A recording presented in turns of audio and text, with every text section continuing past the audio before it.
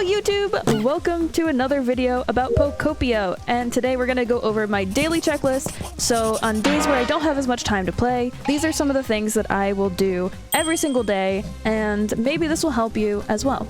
So the first thing I always do is I run over to my PC to get my stamp.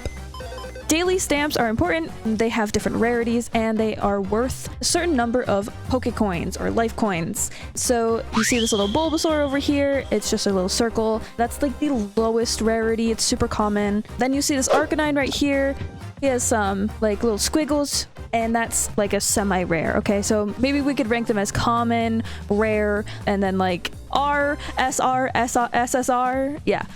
So every day you want to get yourself a stamp and you can replace them. So in a 7-day period, you get 5 stamps. So if one or two of your other days you get a better stamp, you can overwrite a lower ranking stamp to get more coins. Legendaries will give you the most coins, so if you can replace them with legendaries, do so, especially since those life coins are super important. After the stamps, I'll go into my daily challenges and check to see what's going on here. Usually they're pretty easy, and for example, this one says visit a dream island, which is also on my daily checklist, which is fantastic. Also check your shop, because every day you get new items in your shop. So for example, this is a recipe that I don't have yet, obviously. I will buy it. Recipes are super important, especially if you really like building stuff. I like building stuff, I like decorating. So I'm going to buy as many recipes as I possibly can as soon as I unlock them. Then there's like things that are on sale, for example. I don't see any sale, like quote unquote on sale items in here, but that's okay. We will just continue on. Now, it looks like we have some pretty common items. These seeds are for a flower color that I don't have yet, so I'm gonna buy them.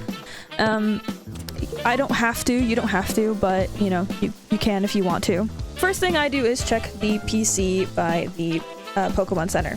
Now, if you're already by the Pokemon Center and it's not during an event like the hop-up event, which it is still in my particular playthrough, you can go in here and check on your trading Pokemon's items, daily items. If you set up counters with a register, they'll do the same thing, but it's always a good idea to come in and see what they have for sale, because sometimes they have some pretty rare stuff, and you can literally trade stacks of dirt and they'll accept it, right? So check out your shops. Always a good thing to check, especially if you're looking for like rare items, right? So my next thing is to go around to community chests to see if any of my Pokemon did anything. I don't have any super farms set up yet. Still working on a couple things, but I did get myself this nice little Haxorus for my lumber farm, which I will set up soon. It looks like Charmander worked really hard last night, so let's see what we got in here. Pokemetal! Nice! Look at all that Pokemetal. Basically, I'm going to set giant stacks in here, and I'm going to tell my Pokemon, hey, you need to work. So when Charmander wakes up, he's just going to work on it. Tomorrow I'll have a nice giant stack of iron ingots, which would be great. It does take a while for them to turn things into ingots, so setting them up overnight might not be a bad idea, right? My other thing is to go and harvest everything. I recommend getting the cut power up, okay, and then going over. So I'm going to use a powered up cut. It won't work on not fully grown crops like the wheat that's over there. But it will work on anything that's ripe. So powered up cut can cut multiple veggies at the same time. Sorry, Bulbasaur, you just happen to be in the way. And then you just go suck it all up. Yummy. The next thing on my list is to trade with Vespicquin. Vespicquin has 4 items every single day that change to trade for honey. So if you have 3 honey, you can trade for one of her items. So I'm going to go over here and talk to Vespicquin really quick, and we're going to trade for some honey and see what you got here. It seems like some items are possibly exclusive to Vespicquin, so it's always a good idea to trade with her. The other thing is that a lot of them come in different patterns. So if you get items from Vespicquin, there's a good chance that they will already have some sort of pattern or design to them, which will not be like if you craft them yourself in your workshop. So if you craft them yourself in your workshop, they don't have a pattern yet and you have to like change the pattern on them. But Vespicquin commonly has patterned items. Okay, we'll grab all of these things that she has going on here. I'm a huge hoarder. I actually think that's my first cute chair, so I'm excited to see what that looks like. Rugs are not super duper common. I don't even have a recipe for rugs, so I like getting rugs from Vespicquin because they're really good for hiding generators and stuff like that. So the other thing is, if you see sparkle ripples, go and grab those. If you're on a time crunch, that's okay. Just grab what you can, do what you can. Don't feel pressured to do everything all the time, all at once. Another daily thing that I like to do is just to go and like suck up any of the littered items. Gathering Pokemon will do that for you, but if they're right there in front of you, you can do it as well. And then dump them into your storage chests or wherever you need to. One thing that is really cool and that you should do every single day is also to talk to your Pokemon, ask about their comfort level, because every day they will give you something new that they want. So let's see if I have a toy in my inventory. To see what the descriptions are and what they are classified as for items, you can push the minus button and then it shows you like, hey, this is a toy, this is a decoration. Let's see, we do have some toy, which is ugly, but for now this will do.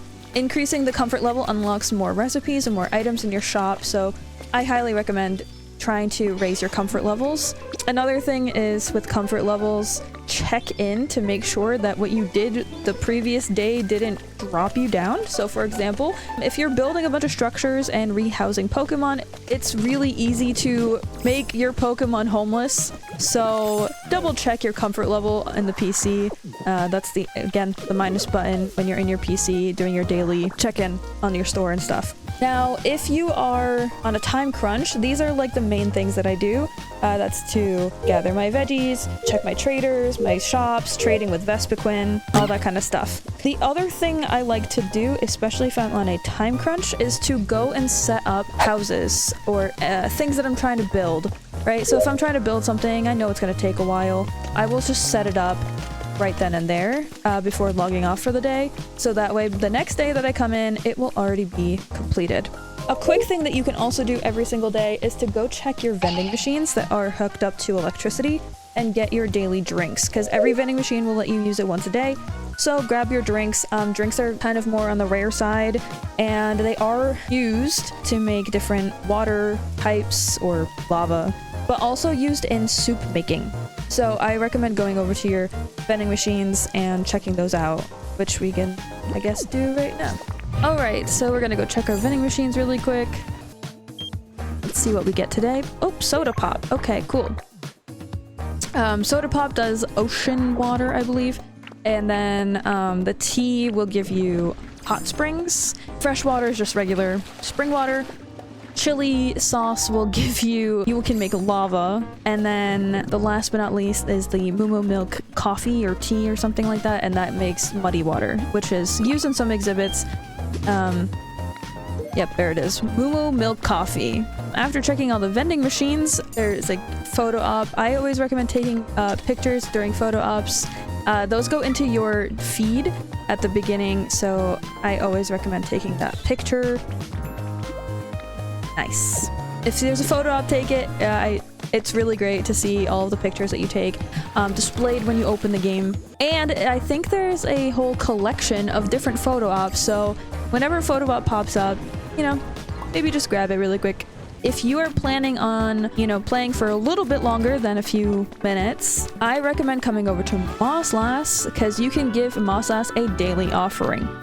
Different flavor profiles will give you different things. So every day you can make an offering, and depending on the flavor profile, different things will happen. So, for example, if you want to find more ancient artifacts, then give Moslax something sweet to eat, like a pecha berry, or beans are also sweet. If you want to encounter Lugia or Ho-Oh flying over your islands or areas, then you want to give them something dry to eat. If you want to find more rare items, so for example something, I believe these are the ones that you find in the little sparkling ponds. If you want rarer items in sparkling ponds, you would want to give them something bitter to eat. So potatoes are bitter, so if you're, you know, early game and you don't really have a lot of cooking stuff unlocked and you don't really know much about cooking, potatoes are considered bitter, or raspberries. And if you want your shops, so your trade Pokemon and shops that you set up, if you want them to have better items, give Moslax something sour. So Aspir berries and tomatoes are sour, for example. If you want to increase friendship of your Pokemon that are in your area, you can give them a neutral flavored food. If you want to boost the chance of habitat spawns, give them something spicy. So like a carrot, for example, is spicy. And if you don't know what foods have what flavor profile, you can open up your inventory and make sure to hit the minus for the info, and it will say, for example, leopardberry is a berry with a rather unremarkable flavor, so it's neutral. The raspberry says the more bitter this berry tastes something, so this one's bitter. It doesn't give you the bean, tomato, and wheat flavor profiles, or the potatoes, but fresh carrots do have the spicy carrots, so each thing will have a different like flavor. You can offer it meals, and apparently meals will make your boost a bigger boost. So for example, if I were to offer this instead of like a potato, the potato will say there's a little chance. Now I'm gonna offer this bitter hamburger steak, and you feel like you might be a lot more likely to find rare items. So I just made it more likely to find more rare items, whereas if you offer like a potato or a raspberry, it'll say a little more likely. So yay. Since you're already playing a little bit longer, I highly recommend to go to a Dream Island. And every time I'm doing anything, they always want pop quizzes, so yay.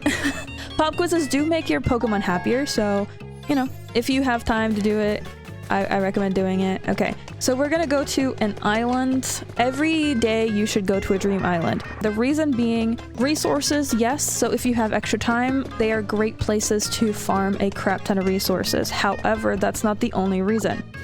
So we're gonna summon Drifloon here. Yep. And we're gonna go to a Dream Island. If you don't have a lot of time, still go to the Dream Island, especially during events. So for example, if you're still in the pop-up event, you can go to a Dream Island and get your spores so you can buy as many of those cool event items that you want. The other thing you can do is just grab Stardust or a short, quick resource gathering thing. But the most important thing will be to check the Pokedex while you're on an island. All right, so here's some spores. I really like these flowers. I'm probably going to take these home with me. But the most important thing is to open up your Pokedex, and you can filter to this area specifically. And if it's just Ditto in Drifloon, well, then there's nothing else here for Pokemon-wise. However, you might have a small chance of encountering Raikou on Pikachu's Dream Island here, right? And different dolls have different legendary spawns. I believe Eevee doll spawns Suicune, and I believe Arcanine might be the one for Entei. I've only encountered Raikou so far, so, you know, some people already have them. Legendaries are huge environment level boosters, so if they're happy in whatever area you're in that it's living in, it's a huge boost. So if you can get a legendary, I highly recommend grabbing them. But even if you don't have a lot of time, like I'm just kind of, you know, around in this video as I'm filming, and I'm just grabbing what I can. If I have to log off really quick, I'll just grab basically anything and everything that I can in whatever time I have. If you have extra time, please go explore the island. The things that I prioritize during island explorations are going up on top of these like cliffs, because there's almost always at least one or two other items. I almost missed that. Yeah, there's almost always like a red Pokeball, sometimes even a yellow one. So I always climb up here and I check on the edges to see if any like little red sheens. Okay, there's one over there. So that's the first thing I do, is I go up on top of here.